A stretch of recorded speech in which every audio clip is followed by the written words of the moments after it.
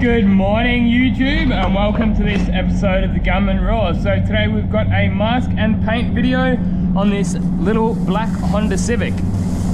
So pretty straightforward job. We're painting down the side, we've got a sill cover to do and a rear bumper. All original parts, all being repaired.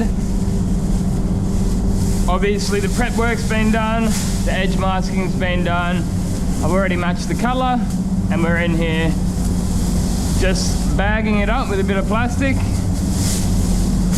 and then we'll squirt some colour down on it.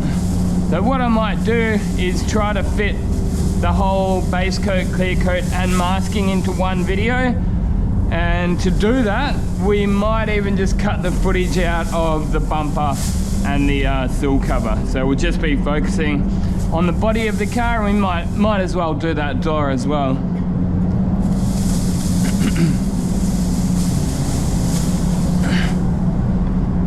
So I got this one all prepped up yesterday, had it ready to come into the booth, and here we are first thing in the morning, Thursday morning as of recording.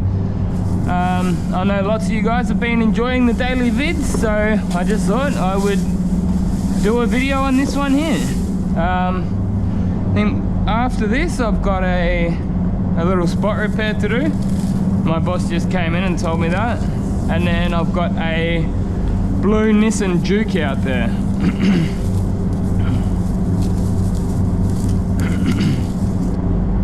And after that I think I've got a respray, or the best part of a respray, on a Mercedes C200. So that should be a bit of fun. I'll do another video on that one. I might go a video on my main channel on that respray. I've sort of started doing a format which I think is good. On the resprays I get the tripod out and get a little bit of footage of each stage and then just sort of compress it down into say like a 20-minute video and put that up onto my main channel. So obviously I've been having a bit of fun making the videos lately. And as it seems, lots of people have been enjoying watching them, so that's all good, everyone wins.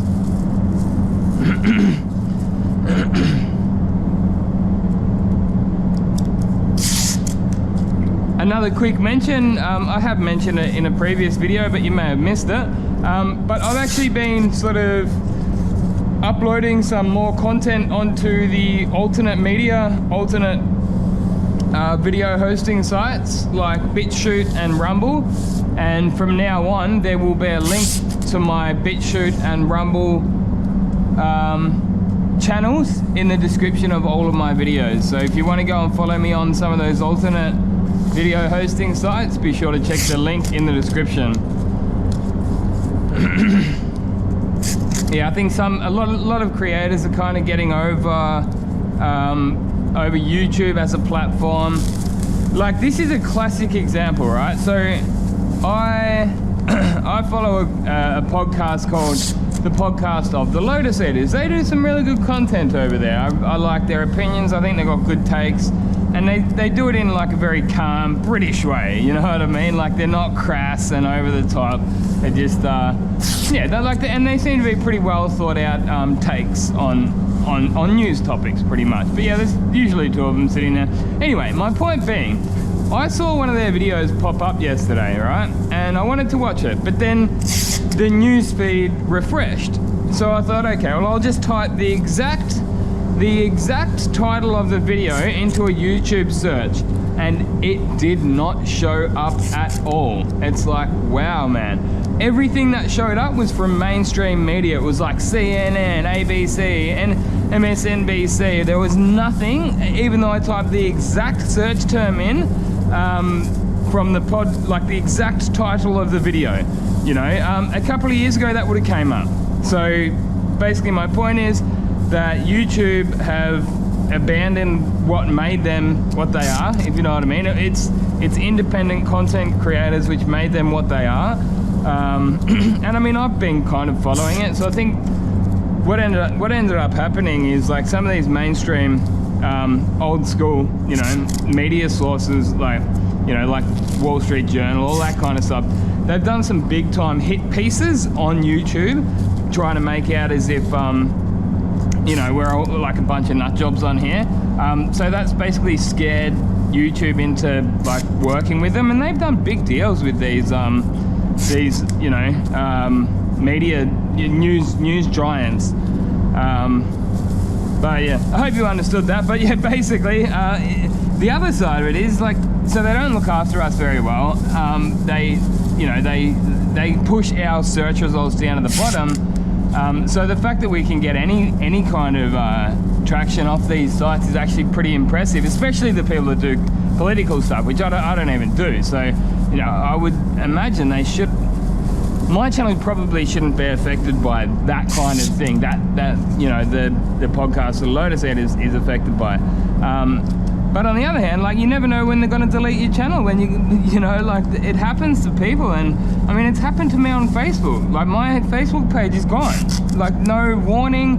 And I did mention that in a previous video recently, but yeah, I guess that's another reason why it's probably a good idea to kind of, for me, to branch out onto other platforms, you know. I did give Minds a go, but I don't know, I stopped using it. I found it a little bit boring. But I do still have my Minds page, but I don't use it. But yes, as I say, like BitChute specifically, and Rumble, I'm starting to upload my videos over there. Just upload 1 or 2 each night, and eventually I'll have, yeah, lots of them up over there as well. So, as I say, I mean, I don't mind if you do or don't use them, but if anything ever does happen, that's probably going to be the best place to find me, because, I mean, I still enjoy making videos enough that even if they shut my YouTube channel down, I would continue doing it on, you know, Rumble or BitChute, you know, even if you don't get anywhere near the amount of views or anything, because the people aren't there, you know, like most people aren't on those alternate media sites. But as I say, go sign up if you want, check it out. You'll probably find most of your favorite commentators are over there anyway, as far as political stuff goes, because they know, they can see the writing on the wall. They've seen enough people being banned and all that kind of stuff.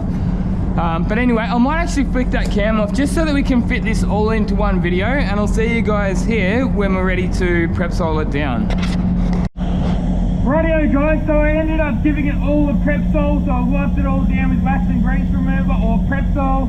I used my favourite microfiber cloth, and I gave it a tack rag and a blow down, and we're right to put our base coat colour down now, so let's get into it.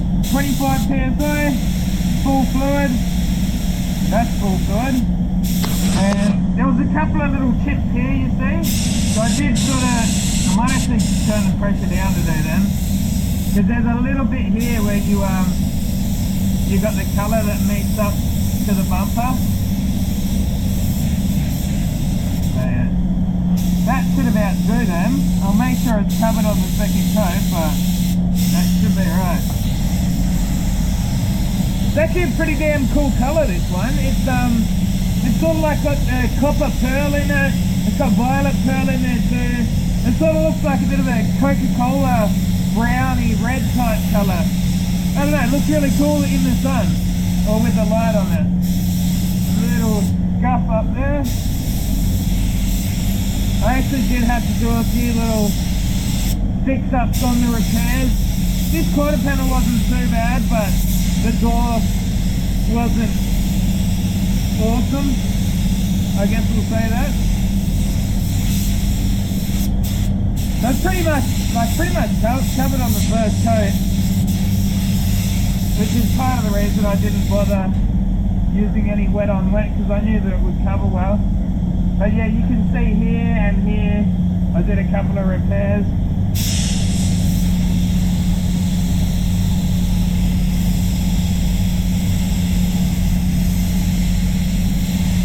Yeah, and my previous shop, like, we would have just used a dark primer on a job like this, but they don't really have it. They've got, you can use the wet on wet, but they've only really got one proper sandable primer, which is very strange.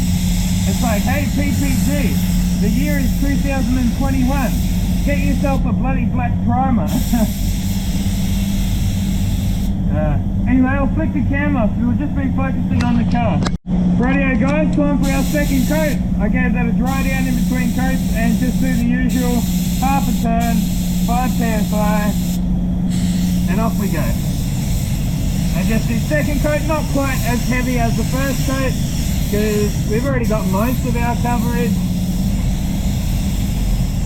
Honestly, you could probably just leave a colour like this in 2 coats, but I'm not going to.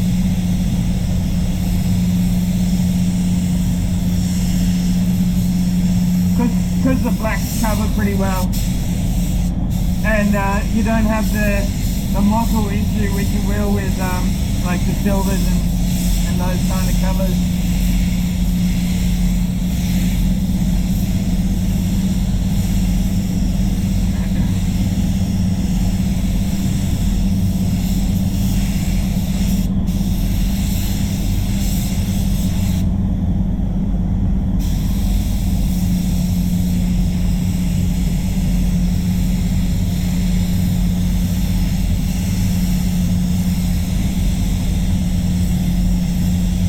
I think I might use the DV1 C2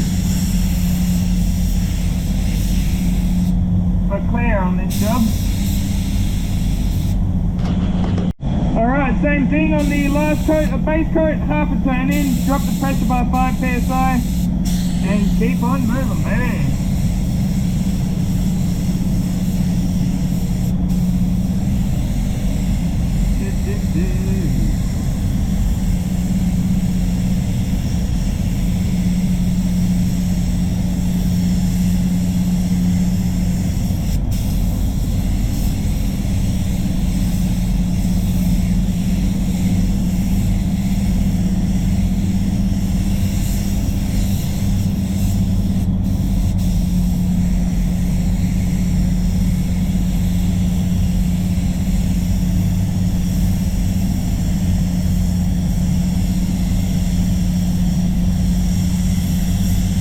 Be back here when we're ready to clear.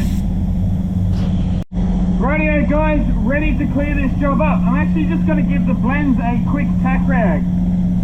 Just because with this system, you know, we don't put any of the blending aid down. Like if it was say,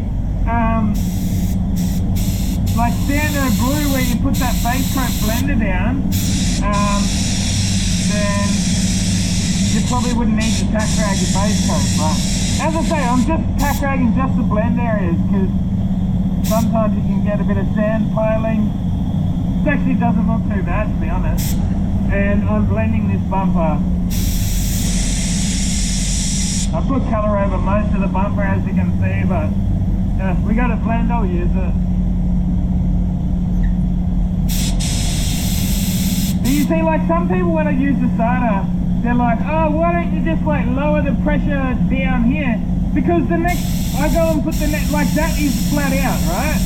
So the SATA might use a little bit less air than say the DV1. I just want to leave that bloody thing be, man. Like, there's a certain amount that I want up there. And if that means that I have to down adjust my SATA a little bit to get the right pressure, so be it.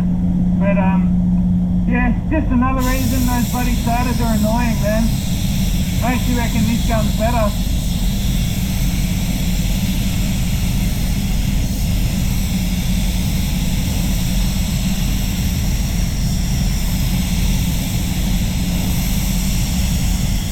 And how easy is it to get the right pressure on a gun like this? You're not dicking around with the bloody fidgety digital gauge that jumps up and down. And then the other thing is, I want a certain amount of pressure in my airfed. I'm wearing an airfed respirator. I don't want to turn it down too low so that I don't have enough air coming through my respirator.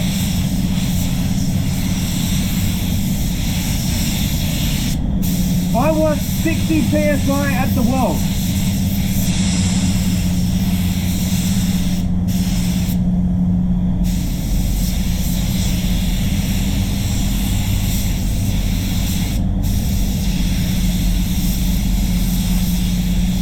I totally understand what those people are saying, like, I get it, but I don't have to stick around doing shit like that with all my other guns.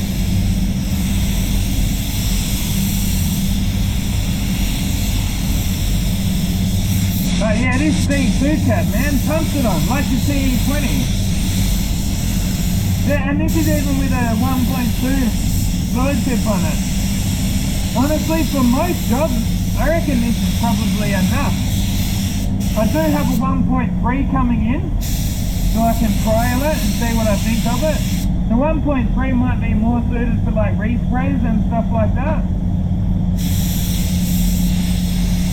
where you want to go a bit faster. I did notice when I sprayed XK Jaguar with this gun, it was a little bit slow for my liking. Let's just play a little game. How long does it take to get the right pressure with this gun? Let's just say I want to get 25 PSI. Or let's just say 20 PSI. How long is it going to take? You get straight there. Micro adjuster. Bang. So easy to get exactly where you want to get. And you can just stop where you like. Whereas with that starter, you up, down, bloody annoying shit, man. Anyway, I'll turn you off and I'll turn you back on for the next coat. Oh, hello YouTube. Okay, well, I accidentally must have missed turning the camera on for the last coat. I don't know how that happened. I actually went to turn it off, but it turned on. So, silly me. I was going on about paint amounts, like how much paint I mixed up. And the amount that I mixed up was 900 mils to start off with, and then I mixed up another 130 mils in between coats, because I was going to run out. But yeah, as I say, like originally I was going to show you guys, well, I've already painted the rest of the job, so this is where we are. The second coat, we're skipping out most of it. I just have to show you this bumper and that sill cover. Sorry about that.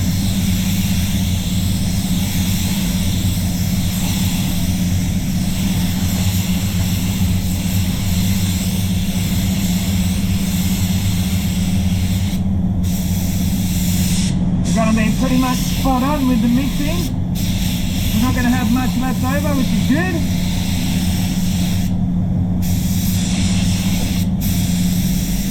That's what I've always said, man. I don't even care how much paint you mix up. Well, I don't care about much anymore. I don't give a shit what anyone here does. But when I used to care, I'd say I don't care how much you mix up. I just don't want to be throwing it out. I don't want you to be throwing it out. And I mean, I hold myself to those same standards, you know. I could use 1 litre, I could use 1.5 litres. As long as you're not wasting it by throwing it out. As long as most of it's going on the job. I mean, yeah. Obviously a certain amount's going into the air. There we go, man. Just puffed out right at the end. Ha! Going! Woo! Paint some shit, baby! But yeah, one thing that I was talking about before is that there was like 2 little dents in this door. And I used the UV body filler on it. And it's so good because it sands down at the same speed as the paint surrounding it. So you can go from like 80 grit, 120 grit, 180 grit, all the way down to 800 grit. And it sands down evenly rather than like your standard body filler. By the time, if you were to go all the way down to 800 grit, you'd sand too much out, you know what I mean? Whereas you don't do that. And then also you can paint straight over it, man. There was one here which I just painted straight over. There was like a really small little dent. This one here, I did put a little bit of 1K primer on it just because I was unsure whether or not there was a pinhole there, which there wasn't. So I actually didn't even need it because it didn't do anything in the end. But amazing stuff. It really is amazing stuff, that UV body filler. Anyway, sorry that we missed the clear coat stage on the body of the car for the second coat. It actually came up mint, man. I'll give that 5 minutes. I'll clean out the clear coat gun, and then I'll hit brake. Half an hour. Nice and clean, man. Nice and clean. Scotty, smashing out the jobs, man. Whoop whoop. Now look at that. Barely even needs a denib, mate. If this was my shop, I wouldn't be nibbing that. There's nothing that needs it now. no doubt they'll find a couple, but nothing wrong with that at all, baby. Woohoo! I think there was one or two up there. There was two up there that I'd probably do. You see one here and one here. You'd probably do that because they're up high. But apart from that, man, you wouldn't waste your time, would you? Keeping it clean. Nice job. Nice way to start the Thursday morning, guys. Anyway, I'll probably leave you guys to it and I'll see you in the next one. I think I've got a spot repair on next, so that might be up for tomorrow's video. Until next time, get out there and paint some shit. Go buy yourself some Gunman merch. Gunman out. Boom!